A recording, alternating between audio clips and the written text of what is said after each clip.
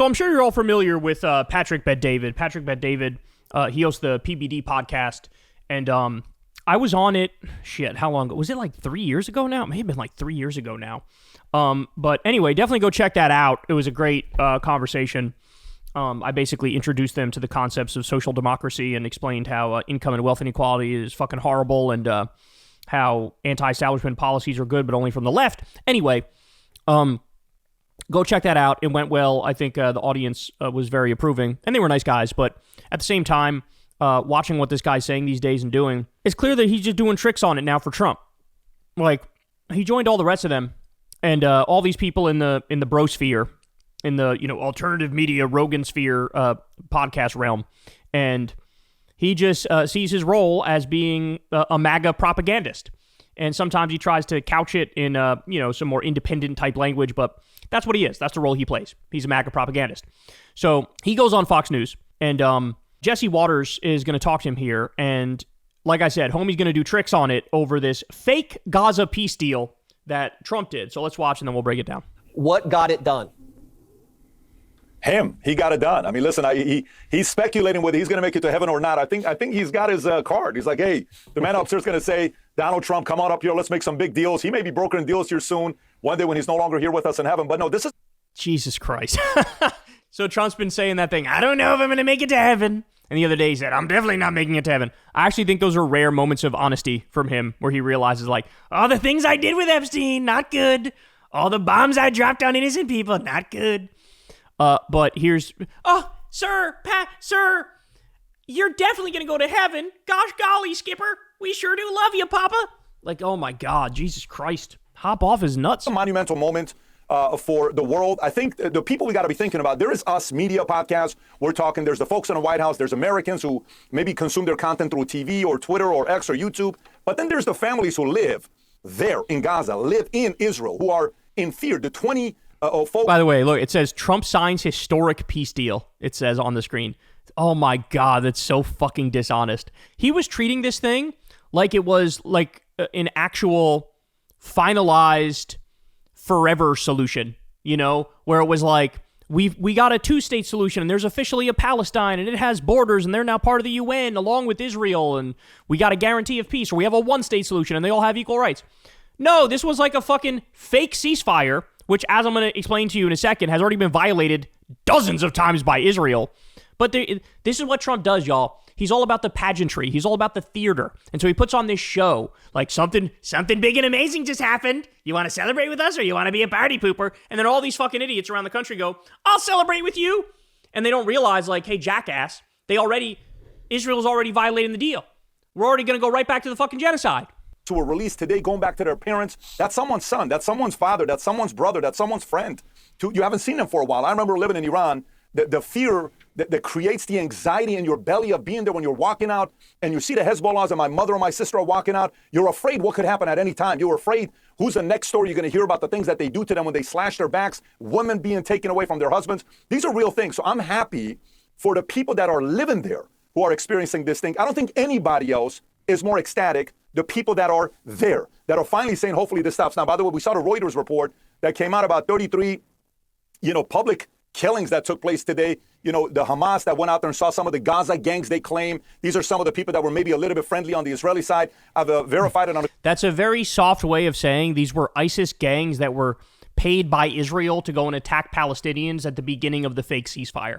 It's a very soft way of saying that, Patrick. Couple different places. 33 people were killed by Hamas today. So now the question becomes, will they continue this? Will they keep the peace? Will there be enough fear for them not to do anything? Is there anything that they fear? I hope it... He's asking if Hamas will keep the peace. ...continues, but in reality, monumental moment in President Trump's first 8-9 months of being president on his second term.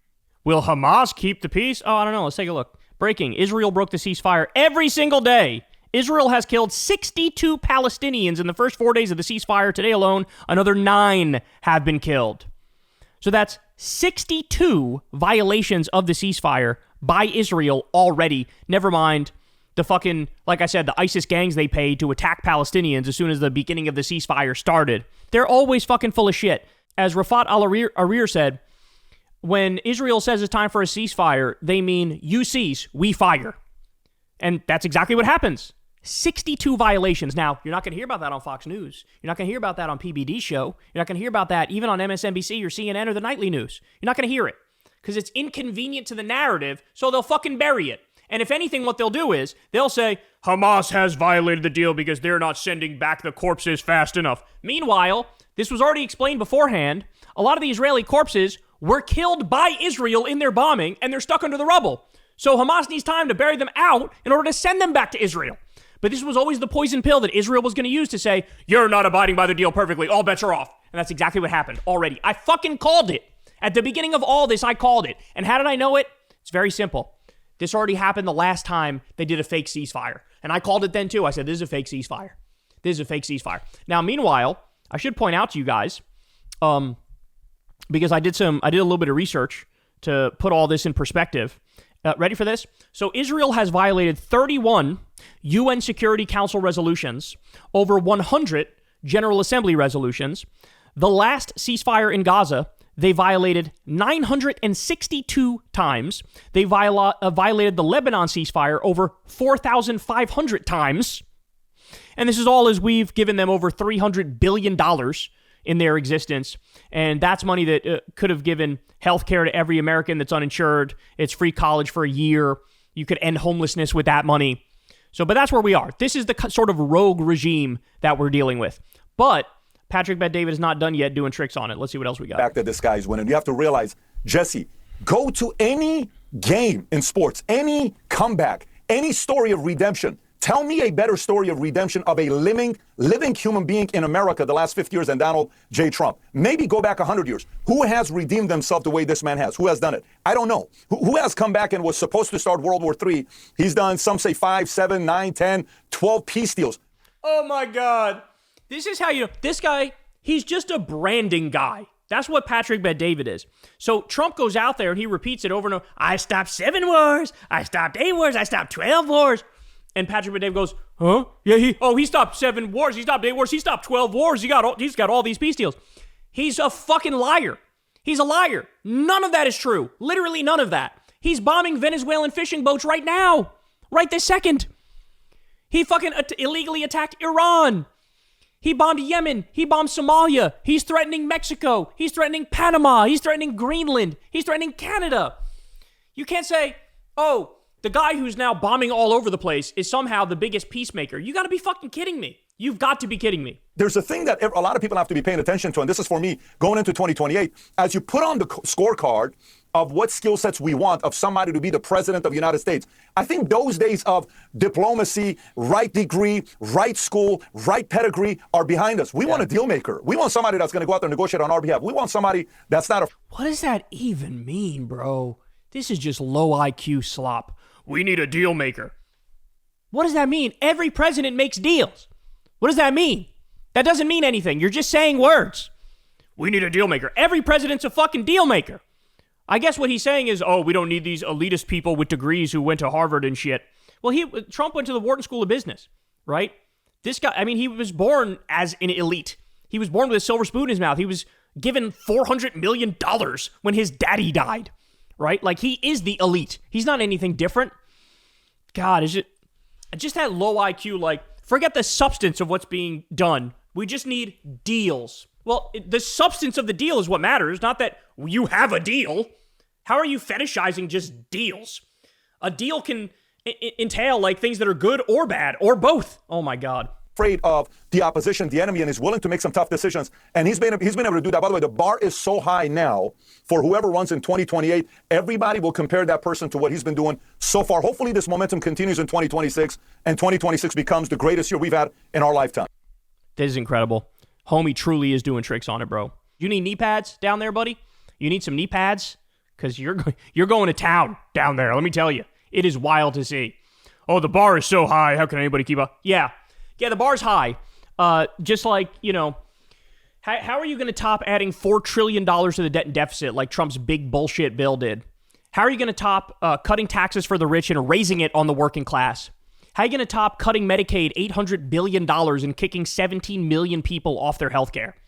How are you going to top kicking 3 million people off the food stamps program, their SNAP benefits, so they'll fucking go hungry?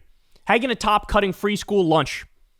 How are you going to top cutting the Obamacare subsidies and making it so that prices, or premiums, I should say, double or triple or quadruple in some circumstances? How are you going to top that? Jesus Christ.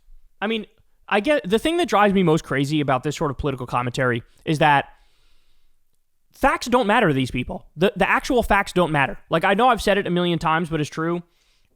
You should only care about what people do. What people do needs to be paramount and needs to take precedent over what they say. And Trump's a bullshitter. He says a whole bunch of bullshit.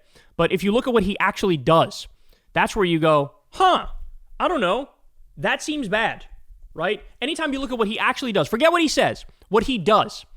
Well, he killed an increase in overtime pay for millions of workers. That was something Biden did. Increased overtime pay. Trump got rid of that. He killed the $15 minimum wage for federal contractors. That means he cut pay for 400,000 working people.